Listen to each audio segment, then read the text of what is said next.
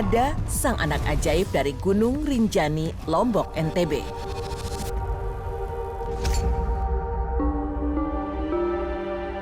Pulau Lombok dalam berbagai kisah kuno dikenal sebutan Pulau Sasak. Pada zaman dahulu, ketika tanah Pulau Sasak belum tersentuh tapak kaki manusia, pulau ini dipercaya berada di bawah kekuasaan makhluk tak kasat mata.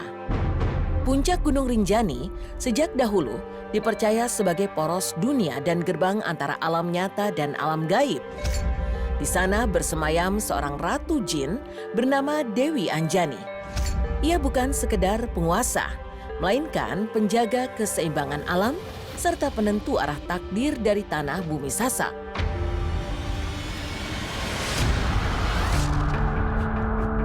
Dewi Anjani dikenal sebagai ratu yang bijaksana namun tegas.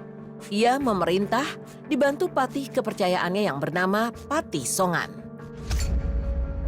Bersama Patih Songan, Dewi Anjani memimpin rakyat jin dalam kedamaian di Gunung Rinjani. Dewi Anjani juga memelihara seekor burung raksasa yang luar biasa bernama Beberi. Makhluk berwujud burung raksasa berparuh perak dan berkuku baja. Burung ini bukan sekedar peliharaan, melainkan perpanjangan kehendak sang ratu dalam menata alam. Beberi memantau alam sekitar Gunung Rinjani dari ketinggian demi menjaga keselarasan alam di bawahnya. Pulau tempat mereka bertahta kala itu masih murni, belum bernama, dan belum tersentuh peradaban.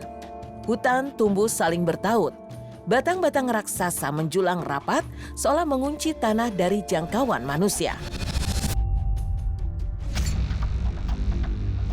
Suatu malam, Dewi Anjani bermimpi didatangi leluhurnya. Di dalam mimpi itu, ia diperintah untuk mengisi pulau yang ia jaga saat ini dengan manusia, agar keseimbangan semesta tetap terjaga.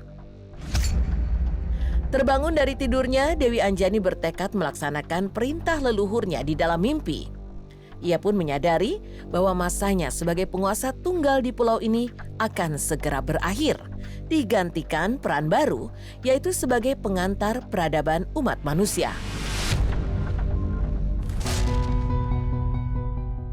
Keesokan harinya, Dewi Anjani bersama Patih Songan meninjau daratan yang kelak akan dijadikan lokasi awal peradaban manusia di pulau itu. Kala itu hutan masih terlalu lebat.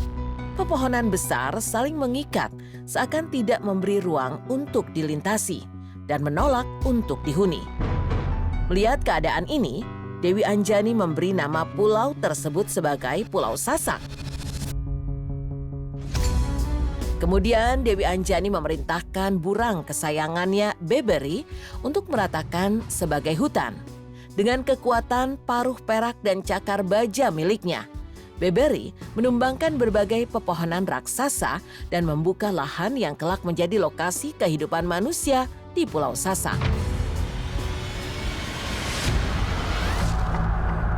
Dewi Anjani kemudian memanggil bangsa jin yang berdiam di Gunung Rinjani. Dengan kesaktiannya, ia berniat mengubah jin menjadi manusia. Namun tidak semua bersedia. Sebagian jin menolak menjadi manusia, karena menurut mereka, manusia merupakan makhluk lemah dengan banyak kekurangan. Kemarahan Dewi Anjani pun tak terelakkan. Jin-jin pembangkang ditangkap dan dipenjara di Gunung Rinjani. Sementara jin yang berhasil melarikan diri diyakini bersembunyi di hutan dan batu-batu besar hingga hari ini. Dewi Anjani memilih 20 pasang jin bangsawan, kemudian mengubahnya menjadi manusia. Mereka pun memulai kehidupan baru sebagai manusia.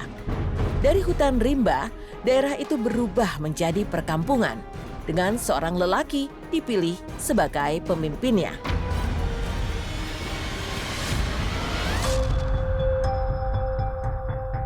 Tak lama setelah perubahan besar itu, istri sang pemimpin mengandung. Dari rahimnya lahirlah seorang bayi lelaki yang sehat dan tampan. Bayi itu diberi nama Doya Nada. Sejak detik pertama kelahirannya, Doya Nada telah menunjukkan tanda-tanda istimewa. Ia tidak menangis seperti bayi biasa, melainkan langsung berbicara, berjalan, bahkan menyantap makanan dengan lahap. Nafsu makannya sangat besar. 3 porsi makanan orang dewasa dalam sekali makan dapat ia habiskan tanpa sisa. Pertumbuhan Doyan Nada sangat cepat. Tubuhnya besar dan kuat. Tenaganya melebihi manusia biasa. Namun karunia itu berubah menjadi kutukan bagi keluarganya. Sang ayah merasa malu dan tertekan karena anaknya selalu menghabiskan makanan di setiap kali ada acara pesta di desa. Hingga suatu hari, amarah menggantikan kasih. Rasa kebencian sang ayah semakin besar kepada darah dagingnya sendiri. Ayah Doyan Nada tega merencanakan menghabisi anaknya sendiri. Doyan Nada diajaknya ke hutan. Namun di tengah hutan ia menjatuhkan batang pohon besar ke tubuh anaknya sendiri. Doyan Nada meninggal tertindih kayu raksasa.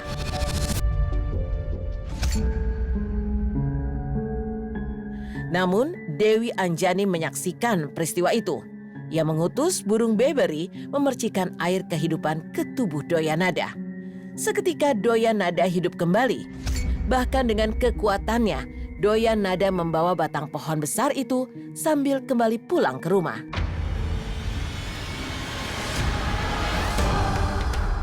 Percobaan kedua dilakukan di sebuah sungai yang dalam. Ketika Doyan Nada sedang fokus mencari ikan, batu besar didorong hingga menghimpit tubuh Doyan Nada dan menenggelamkannya ke dasar sungai. Dan untuk kedua kalinya, Dewi Anjani menghidupkannya. Batu besar itu dipanggul pulang oleh Doyan Nada dan dibanting di halaman rumahnya.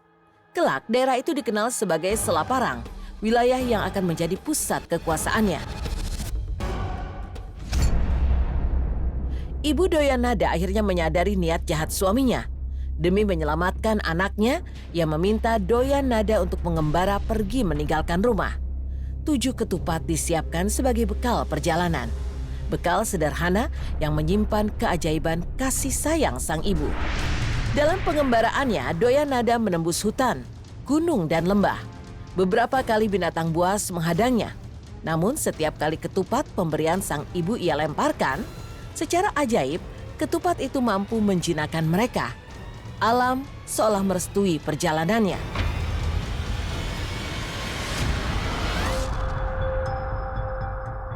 Di kaki Gunung Rinjani ia menemukan seorang pertapa terbelit akar beringin. Pertapa itu diselamatkan. Ia bernama Tameng Muter. Tak jauh dari sana, seorang pertapa lain ditemukan terjerat pohon rotan. Doyan Nada juga menyelamatkannya. Ia bernama Sigar Penjalin. 3 lelaki dengan takdir besar pun berjalan bersama, berburu di hutan untuk bertahan hidup dan saling menjaga dalam nama persaudaraan. Suatu malam, dendeng daging olahan mereka dicuri raksasa bernama Limandaru, penghuni Gua Sekaroh. Doyan Nada bersama 2 sahabatnya mengejar sang raksasa pencuri itu hingga ke sarangnya. Pertarungan berlangsung sengit di dalam gua. Dengan kekuatan yang berasal dari keturunan bangsa jin serta restu Dewi Anjani, 3 sahabat itu pun mampu membinasakan raksasa Limandaru. Di dalam gua, mereka menemukan 3 putri cantik yang ditawan. Ketiganya berasal dari kerajaan Majapahit, Mataram, dan Madura.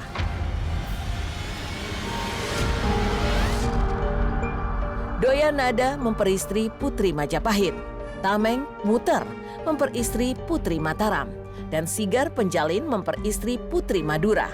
Hal ini seakan menyatukan peradaban Pulau Sasak dengan 3 kekuatan kerajaan besar di Nusantara.